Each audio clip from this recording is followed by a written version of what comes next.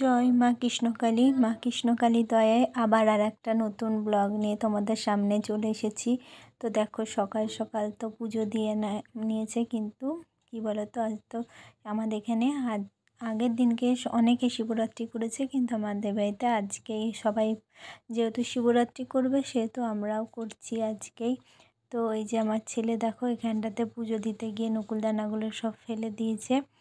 আর ওর আজকে ইয়ে মানে নেশা উঠেছিল বলে বা জেদ উঠেছিল যে ও আজকে মানে থাকবে 2টো পর্যন্ত, দিয়ে পুজো দিয়ে তারপরে খাবার খাবে। তো আমি ওকে রাখিনি, ওকে বললাম তুমি ঘরে দিয়ে দাও, তারপরে তুমি খাবার খাও। তো চলো, ও তো মানতেই চাইছিল না, তবু ওকে জোর করে মানিয়ে তবুও খেলো। তারপরে দেখো আমরা সবাই রেডি, স্নান করে নিয়েছি। ওইদিকে কাকিমারা ননদদের সবাই আলতা পড়েছে, তো আমি পড়িনি দেখে। তো এই যে দেখো আমি কাকিমাদের ঘরে গিয়ে রেডি হয়ে তখন আলতা পড়ছি। আর সবাই রেডি হয়ে গেছে, যেহেতু এখনও দুধ আসেনি বলে এখনও মন্দিরে যাওয়া হয়নি আমাদের। আর এই যে দেখো আমার কাকিমা ওখানটাতে সমস্ত রেডি করে রেখে দিয়েছে, আমরা যাব আজকে।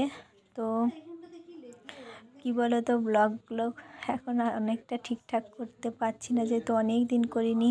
প্রচুর মানসিক যন্ত্রণা, চাপ, সব কিছু। জীবন মানেই তো যুদ্ধ, তাই না? আর এই যুদ্ধ চলতেই থাকবে যতদিন আমরা বেঁচে থাকবো। তো যাই হোক, দেখো এটা হচ্ছে আমাদের জিটি রোড। চলে এসেছি আমরা, জিটি রোড পার হচ্ছি। আর এটা পার হতে তো খুব ভয় লাগে। তো সব সময় দেখো গাড়ি যাচ্ছে আর সব। তো আমরা একটা পেরাতে পেরেছি, এখন একটা আছে। তো এটা পেরিয়ে তারপর ওইদিকে আমাদের মন্দির। তো এই যে মন্দিরে চলে এসেছে। আর এই দেখো মন্দিরে এসেও আমার দুষ্টুটা দুষ্টুমি করছে। আর ও জানো তো এখানে এসেও ভোলে বাবার মাথায় জল দিয়েছে। আর এইটা হচ্ছে আমাদের পিয়ালা কালীবাড়ি। তো ওই কালীবাড়িতে কালী মন্দির ওইদিকে, এদিকে শিব মন্দির। তো এখানেই সবাই পুজো দিতে এসেছি আমরা। তো অনেক দিন পর বাইরে বেরিয়ে আজকে মনটা অনেক ভালো লাগলো, মার কাছে এসেও ভালো লাগলো। বাইরে তো বেরোনো ভুলেই গেছি, সেই গেছিলাম কৃষ্ণকালী মায়ের কাছে। আর আজ দেখো আমি আসলাম পিয়ালা মার কাছে। ওই যে মন্দিরে পুজো হচ্ছে দেখো। তো যাই হোক, সবার পুজো টুজো দিয়ে এই যে রোড পেরিয়ে চলে এলাম। দেখেছো রোডটা কত ভয় আমাদের। তো যাই হোক, সবাই একসাথে পেরিয়ে চলে এসেছি।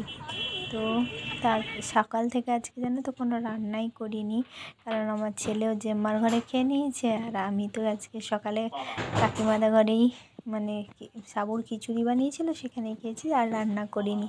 তো এই যে দেখো সন্ধ্যাবেলায় আমার বর এসে গেছে।